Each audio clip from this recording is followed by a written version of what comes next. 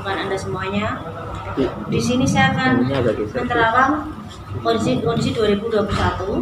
Pada konteksnya saya bicara bahwa orang yang meninggal, saya akan menyebutkan berapa hari sebelumnya ataupun berapa bulan berikutnya dengan inisial dengan sakit apa yang diderita. Kebanyakan kemarin kan jantung dan sakit yang mendadak, itu udah saya sebutkan juga. Rumah-rumah mewah yang kemarin udah diupayakan untuk tidak ada banjir, tetap akan ada banjir. Dan letupan-letupan seperti di Jawa Timur itu juga akan mewarnai juga tambah banyak di Indonesia ini. Terus ada juga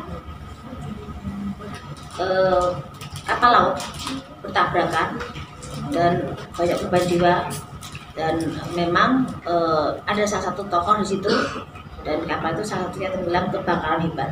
Ada di sebelum di bulan November 2021 itu akan ada insiden pesawat terbang dan laut. Salah, karena dia ada dua, satu astronomi, satu astrologi. Yang mestinya digeluti umat Islam itu astronomi, bukan astrologi. Karena astrologi itu ramalan, bukan pula ramalan cuaca, tapi ramalan nasib. Bila bintang Anda Gemini, jangan transaksi Rabu pagi, Anda akan sial. Maka dikatakan kazzabal munajjimun walau sadaqu, bohong, dusta ahli nujum. Kalau satu najm, wan najmi idza hawa. Kalau banyak nujum, bintang, ahli perbintangan, bohong. Sampai-sampai anak gadis dengan anak lajang tidak jadi menikah hanya gara-gara beda bintang. Adinda, mohon maaf terpaksa aku membatalkan pertunangan kita. Kenapa mas? Ternyata bintangku adalah Taurus. Memangnya Taurus itu apa? Kambing. Loh, aku sedangkan kamu Pisces, ikan. Kambing tidak pernah cocok di air. Boleh buat kita batalkan. Batal menikah hanya gara-gara itu. Meleleh air mata si perempuan, akhirnya dia pun minum racun, tak jadi mati karena tak sampai ajalnya. Artinya apa? Jangan sampai percaya kepada itu. Makanya kita baca dalam Al-Asma'ul Husna, An-Nafi'u, dia yang memberikan manfaat, Ad-Darru, dia yang mendatangkan mudarat. Jangan sampai kita berkeyakinan bahwa peredaran bulan dan bintang memiliki manfaat dan mudarat terhadap nasib manusia. Rusak akidah kita kepada Allah Subhanahu wa ta'ala. Apakah sah solat orang yang masih melakukan perbuatan syirik? La in asyrakta la yahbatanna amaluka. Kalau engkau melakukan syirik, maka segala amalmu gugur. Macam pohon kayu kering, dihembus angin, maka rontok daunnya. Solatmu melayang, puasamu terbang, infak sodakohmu hilang gara-gara syirik. Maka jangan rusak tauhid la ilaha, la ilaha. Tak ada yang disembah kecuali Allah.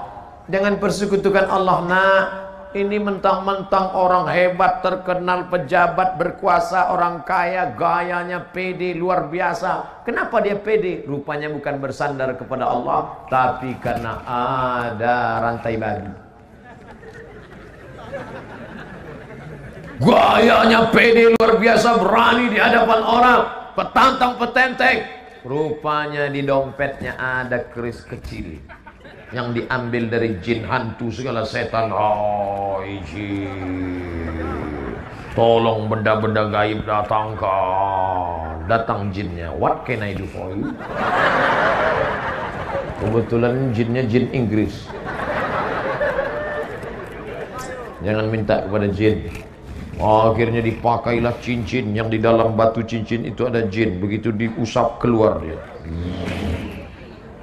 Itu Ustaz Somad pakai cincin, saya pakai cincin, tidak ada magic-magicnya. Ini hanya sekedar suka hiasan saja. Mereknya pun Casio, kasih orang. Ustaz Somad, ya. Itu Ustaz pakai cincin, ada magic-magicnya? Oh, ada. Apa magicnya? Ini kalau dipakai duduk di rumah makan nggak bayar. Oh, hebat Pak Ustaz. Duduk aja, jangan makan. Jangan syirik. Jangan percaya kepada perbintangan. Adinda, mohon maaf ya, aku nggak bisa nikah sama kamu. Kenapa? Kamu bintangnya ikan, aku kambing. Apa maksudnya? Kamu kan Pisces, sedangkan aku Taurus. Nanti kambing sama ikan masuk angin. Masih percaya sama yang begitulah. Ingat, kalau sudah cocok, sesuai pinang dia, tawakal Allah. Bismillahi tawakkaltu 'ala Allah, la haula wala quwata illa billahil aliyil azim. Jangan syirik, maka rusak amal ibadah. Katanya Pak Ustaz, kalau kita beramal nanti amal kita akan kita lihat di hadapan Allah. Betul? Faman ya'mal mithqala dzarratin khairan yarah. Salat sunatmu akan kau lihat, puasa sunatmu akan kau lihat. Itu berarti orang yang syirik juga akan melihat amalnya. Iya. Terus amalnya dia lihat tapi tidak bisa menolong. Mau? Wa qadimna ila ma amilu min amalin. Amalnya kami datangkan. Ini sekolah yang kau bangun, ini panti asuhan yang kau bangun, ini orang miskin yang kau tolong. Faja'alna, kami jadikan dia haba'am mansura, seperti debu yang dihembus angin. Ambil debu, letakkan di tangan, hembus. Begitulah amal orang yang syirik. Maka jangan syirik. Kadang kita ini nggak mau syirik, cuman tergoda karena sakit hati. Hai Adinda, nikah sama abang ya. Apa, kucing kurap? Kau mau nikah sama aku? Wih. Akhirnya marah. Marah itulah yang membuat orang menjadi syirik. Minta kepada setan, minta kepada dukun. Diambil ludah anak gadis tadi, dibawa ke dukun. Cinta ditolak, dukun. Hai Pak Dukun. Kan ada lagunya, hai Bapak Dukun, tolong ini Pak, anak gadis ini sudah menghina aku nggak marah tapi sakit. Jadi gimana? Kamu mau nikah sama dia? Tidak. Najis nikah sama dia. Terus tolong buat dia tidak nikah sampai mati. Akhirnya Pak Dukun mengambil paku, dipakukannya ke pohon duku. Selama duku ini tidak mati, maka dia tidak nikah-nikah. Waduh, kan kasihan itu. Datang Ustaz Somad mencabut paku. Akhirnya perempuan itu pun nikah. Enggak ada, ngarang aja. Jangan kalian syirik. Kalian laki-laki kalau disepelekan perempuan, husnuzan sama Allah. Boleh jadi Allah ingin memberikan kalian perempuan yang lebih istiqomah daripada itu. Enggak, jangan pelas-pelasan. Bro, iya, itu istrimu. Iya, tapi perasaan dulu pacar ente cantik. Ini yang lebih istiqomah. Gitu caranya. Gitu ngehibur orang yang tak dapat yang cantik.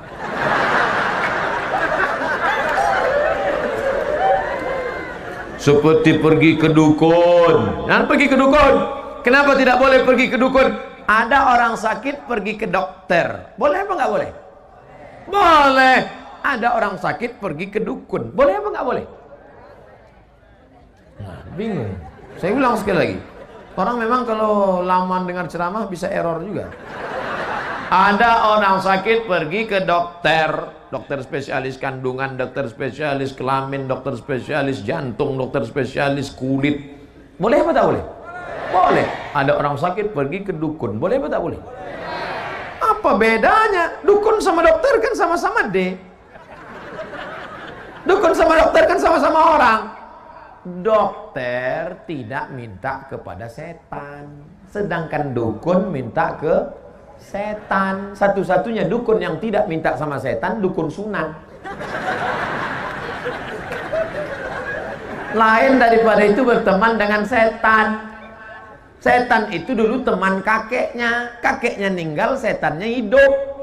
Datang ke bapaknya. Bapaknya ninggal, setannya hidup. Datang ke dia. Maka jangan heran orang bisa berteman sama setan, setan yang dulu. Oh, aku adalah teman kakekmu dulu. Andai datang setan ke saya, aku adalah teman kakekmu dulu, aku ingin berteman denganmu, hai Abdul Somad. Nggak perlu, bro. Nggak perlu, najis teman sama ente. Memangnya teman ente banyak? Temanku sudah banyak. Berapa? Itu follower Instagram 6,2 juta. Saya cuma mau ngasih tahu aja. Oleh sebab itu maka jangan berteman dengan setan. Orang yang berteman dengan setan ada dalam Al-Quran Pak Ustadz, juz 29. Nama suratnya surat Al-Jin. Ya'udzuuna birijalim minal jin. Ada orang yang berteman dengan setan. Fazaduhum rahaqa. Mereka semakin jauh dari Allah. Yang malam ini masih ada hubungan dengan setan, putuskan MOU, Memorandum of Understanding between me and you. Waktu di Mina melontar setan pakai batu. Bismillahirrahmanirrahim. Bismillah. Coba tengok di bawah itu. Nanti kalau pergi umroh coba tengok di bawah tempat melontar jumroh, bukan cuman batu, payung pun ada. Ada orang saking marahnya sama setan, sendalnya dibuka. Setan, kau dulu yang bodoh. Begitu pulang ke kampung, lanjut lagi hubungan sama setan. Kata setan, aku bingung nengok aja. Kemarin waktu di Mina, enteng melentar setan sampai ke setanan. Sekarang ente yang melanjutkan hubungan ini. Ente serius, kata setan.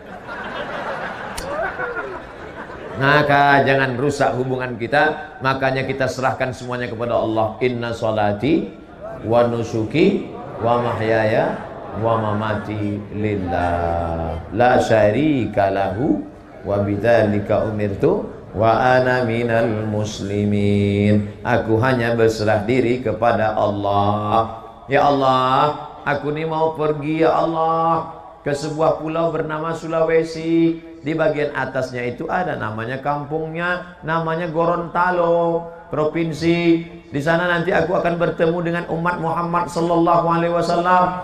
Maka kulangkahkan kaki bismillah, tawakkaltu 'ala Allah, la haula wala quwata illa billah. Andai mati saya, maka mati husnul khotimah. Amin. Andai masih hidup, diberikan Allah untuk kelebihan beramal soleh. Tak usah kita terlalu takut menghadapi hidup ini. Resiko hidup adalah mati. Takut mati jangan hidup, takut hidup mati saja. Bismillahirrahmanirrahim. Masya Allah, diketik ya. Ini saya dahulukan. Jadi ini luar biasa. Waalaikumsalam warahmatullahi wabarakatuh. Semoga Ustaz dan kita semua senantiasa dapat rahmat perlindungan dari Allah Subhanahu wa taala. Amin. Jazakumullah khair. Ustaz, ana mau bertanya. Ini antum kertas pertanyaan tentang tautan yang sedang trending di Facebook yang berkaitan dengan ramalan jodoh, karir dan lain-lain. Share bagi para pengguna sosmed yang bersifat lelucon atau hiburan semata. Apakah itu termasuk dalam perbuatan syirik? Semua jenis ramalan itu masuk dalam kategori syirik. Nggak boleh, dilarang. Ingat ya, semua ramalan-ramalan itu tidak diperkenankan. Bahkan di masa Nabi sangat dikecam. Banyak ayat turun, bahkan hadis-hadis keluar dengan keras dalam persoalan ini. Kalau Anda mau meramal sekarang, Anda terlambat. Zaman jahiliyah sudah banyak yang ramalan. Jadi kalau Anda misalnya pengen meramal, maka Anda berlomba dengan orang jahiliyah. Dan Anda kalah cepat. Dulu metodenya banyak. Ada yang pakai burung. Burung dilepas, namanya tatayur. Diramal keadaan. Di Anda datang pebisnis, saya mau pergi ke tunggu dulu ya. Nah, burungnya dilepas dulu. Kalau burung balik lagi, aman nih situasi. Kalau burung nggak balik lagi, nggak aman situasi. Jangankan Anda, burung aja nggak balik lagi katanya. Nah, itu tatayur namanya. Baik ya? Baik, banyak Pak. Ada utak keluar misalnya kayak semacam kayu gitu kan, atau dadu dikeluarkan. Nanti ada tulisan di situ. Kalau berangkat, kalau tidak ya tidak. Dan dukunnya kreatif. Dukunnya kreatif. Itu sepekan sekali mereka mencari jimat-jimat, datang sana, datang macam. Nanti mereka juga akan lomba tingkat dukun pada saat itu.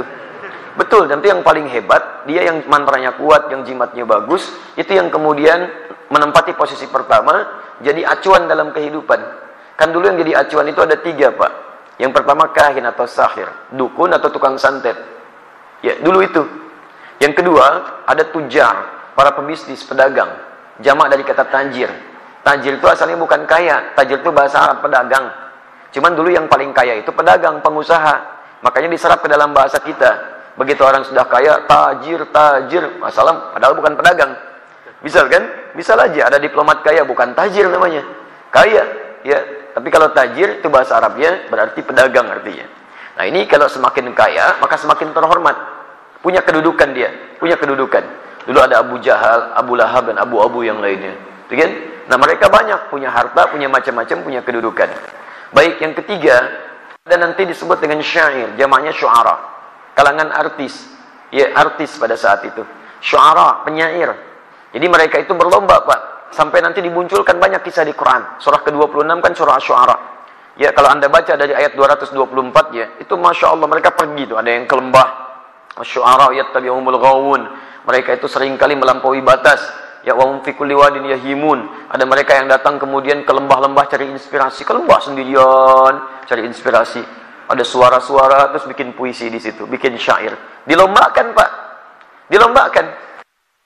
Paknya di aswaq, ya di pusat-pusat hiburan. Ada Suq Dumatul Jandal, ada Suq Uqab. Puncaknya nanti di Jabal Kubais.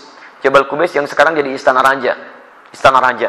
Ya, jadi kalau Anda dari Zamzam, sebelah kanan itu ada satu bukit besar di atas Istana Raja. Sekarang sudah agak turun bukitnya karena istananya semakin diperluas. Kalau dulu masih kelihatan bukitnya begini. Nah, itu simbol kekuasaan dari sejak zaman jahiliyah. Artinya siapa yang ada di atas bukit itu dia memegang kuasa di sekitarannya. Ya, sekarang dinasti Saud, ya maka dari itu di atasnya dibangun Istana Raja. Dulu dilombakan. Nanti yang paling hebat syairnya maka akan ditulis dengan tinta emas, digantungkan di Ka'bah, disebut dengan mu'allaqat. Ada mu'allaqat Imri'il Qais, ya dengan bahr tawilnya. Kifanabki min dzikra habibin wa manzili bisaqdil liwa bainad dakhuli fahawmali. Ada Hutai'ah, ya ada macam-macam dan seterusnya. Ya ada Ka'ab bin Zuhair. Ya, jadi ada Nabi wa Adbiyani. Nanti ditempelkan di masa Islam, itu semua nanti dihapuskan diganti dengan kain kiswah. Tulisannya Al-Qur'an. Ya, ayat-ayat Al-Quran. Itu asalnya. Kenapa kain kiswah kemudian mengganti syair-syair yang diletakkan di sekitaran Ka'bah. Dalamnya patung. Patungnya di masa Islam dihancurkan semua, dikeluarkan. Di teman-teman sekalian, nanti rumus-rumus syairnya digantilah kemudian menjadi nazam istilahnya. Nazam itu adalah rumus-rumus syair yang diarahkan untuk memahami ayat-ayat Al-Quran atau digunakan untuk memahami rumus-rumus qiraat. Ada nazam qiraat, ada nazam ilmu hadis, ada juga nazam bahasa Arab, lughah, semacam alfiyah. Alfiyah itu asalnya dari ilmunya ilmu nazam. Nazamnya diambil dari bahar. Ya, ada 16 bahar dikemas dalam ilmu arud. Dulu dipakai puisi syair, di masa Islam dipakai ilmu. Misal ada Alfiyah Ibnu Malik, kalamuna lafzun mufidun kastaqim, wasmun wa fi'lun thumma harfunil kalim, wahiduhu kalimatun wal qawlu am, wa kalimatun biha kalamun qad yu'am, bil jarri wat tanwini wan nida wa al, wa mustadin lil ismi tamyizun hasal, bita fa'alti atat wa ya if'ali, wa nuniqbalanna fi'lun yanjalli. Anda kalau menguasai 1000 bait ini, Anda menguasai kaidah-kaidah bahasa Arab, nahwu dan saraf. Mudah menerjemahkan Quran, mudah memahami bahasa Arab. Cuman pakai bait-bait puisi 1000. Dulu dipakai nyanyi, ya, masa Islam dipakai untuk keilmuan. Ada bait misalnya nazam Syatibiyah, ada bait misalnya nazam Alfiyah Hadis Suyuti. Jadi pakai ilmu hadis, pakai ilmu qiraat masa Islam. Begitu kemudian orang-orang Islam mulai meninggalkan nilai-nilai keislamannya, lemah maksudnya, maka diambil hazanah keislaman, ya dari Spanyol khususnya. Tahun 1492 terjadi perjanjian Tordesillas. Bumi dibagi jadi 2 bagian oleh Alexander yang ke-6. Ada yang kemudian ke barat diambil oleh Spanyol, ada yang ke timur diambil oleh Portugis, sampai ke Selat Malaka. Portugis tahun 1511 sampai menguasai Nusantara dan seterusnya. Diambil. Nah, begitu diambil sama barat, nazam tadi berubah lagi. Dari yang tadinya keilmuan Islam dikembalikan lagi ke musik. Muncullah rumusan-rumusan CDF GABC, GABC DFIS G, DFIS G ABCIS D, ABCIS D FIS A, FIS A BCIS E, BCIS F FIS AIS B, FIS AIS B CIS AIS FIS, CIS AIS FIS AIS BCIS. Diterapkan jadi gitar, jadi piano, jadi macam-macam. Tuh lihat, bagaimana ketika Islam mendapatkan rumusan keislaman jadi ibadah bentuknya, ketika ditinggalkan kembali lagi ke awalnya. Di teman-teman sekalian, termasuk ramalan yang semacam itu sudah banyak di jahiliyah. Di masa Islam dihapuskan. Dengan apa? Dengan tawakal, muncul qada wal qadar, muncul ketakwaan kepada Allah, turun ayat di situ, Quran misalnya, surah 31 ayat 34. Lihat ini surah terakhir, surah ayat terakhir di surah ke-31 Luqman. Innallaha 'indahu 'ilmus sa'ah. Lihat tentang waktu. Ramalan tertinggi tentang kiamat. Sudah banyak orang meramal. Ini yang puncak tertinggi aja. Kalau yang tertinggi aja udah ditolak, apalagi yang rendah-rendah. Lihat kalimatnya, innallaha indahu ilmus sa'ah. Sungguh hanya Allah yang tahu kapan terjadi kiamat. Kiamat tuh di Quran banyak kalimatnya. Malik yaumiddin, kiamat. Yaumul akhir, kiamat. Wabil akhirati hum yuqinun, kiamat. Yaumul qiyamah, Quran surah 75. La uqsimu biyaumil qiyamah. Tapi kenapa di sini menggunakan sa'ah? Sa'ah itu menunjuk pada waktu. Sekarang diartikan jam. Jam itu ada menitnya, ada detiknya. Lihat penegasan Allah. Sampai ke menitnya dan detiknya hanya Allah yang tahu kapan kejadiannya. Kalau ramalan-ramalan puncak tertinggi tentang kiamat saja cuman Allah yang tahu, apalagi yang kecil-kecil. Ya, dulu pernah ada yang nekat, saya pernah dengar di Indonesia itu. Saya posisi di Garut pada saat itu. Akan terjadi kiamat ramalan tanggal 9 bulan 9 tahun 99. Masya Allah, sebagian pasar itu ada yang sepi. Begitu nggak kejadian, diundur tahun 2012 katanya. Masya Allah. Tanggal 12 bulan 12 tahun 2012. Ternyata nggak kejadian juga. Saya nggak tahu sampai kapan diundur lagi. Ya, teman-teman sekalian, jadi hal-hal yang semacam ramalan, baik itu sifatnya canda dan sebagainya, tinggalkan, nggak ada manfaatnya. Sekarang bulan apa? September. September itu bintangnya Virgo. Wah, semua yang lain di bulan September maka sifatnya begini. Nggak juga tuh. Nggak juga. Ya. Orang yang lahir di bulan September itu adalah orang yang ganteng misalnya. Nggak juga. Banyak yang di September biasa-biasa saja. Orang lahir September pasti orangnya jenius, orang pintar. Nggak juga. Banyak yang lahir di bulan itu biasa-biasa saja. Sudah tinggalkan yang seperti itu, nggak ada manfaatnya. Ya, jadi kalau Anda tidak update, tidak share, nggak akan laku situsnya. Nggak akan laku, tinggalkan dia, tinggalkan. Dan nggak usah dikomentari. Semakin dikomentari, semakin senang dia. Karena pengennya cuma diklik aja. Ya, paham ya? Jadi kalau ada yang seperti itu, komentar satu, haram, sudah. Nggak akan muncul lagi itu.